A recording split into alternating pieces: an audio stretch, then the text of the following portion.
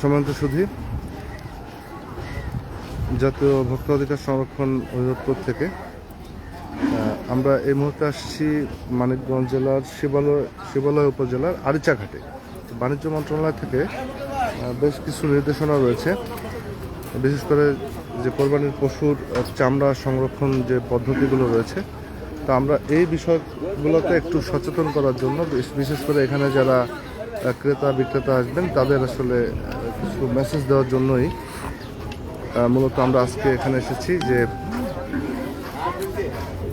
এবং এর বাইরে হচ্ছে যে গরু মোটা তাজাকরণ অনেক সময় ইঞ্জেকশন দিয়ে সেই গরুকে কৃত্রিমভাবে আসলে ফোলানো হয়, তো এরকম কোনো বিষয় এখানে আছে কিনা সেটা আমরা একটু দেখব আজকের এই হাটে।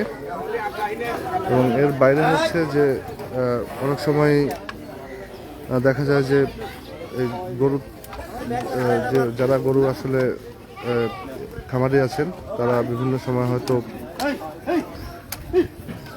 মোটা তাজাকরণের জন্য অবৈধ পন্থা অবলম্বন করেন, তো আমরা একটু সেগুলো আজকে মনিটর করবো। আমাদের এখানে হাটের যারা যে পোস্টারগুলো আছে আমরা সেগুলো আসলে এখানে কিছু ইয়ে করবো। আবেন ওই পোস্টারগুলো একটু নিয়ে আসেন, ওই হাসিল ঘরের সামনে টানাবেন।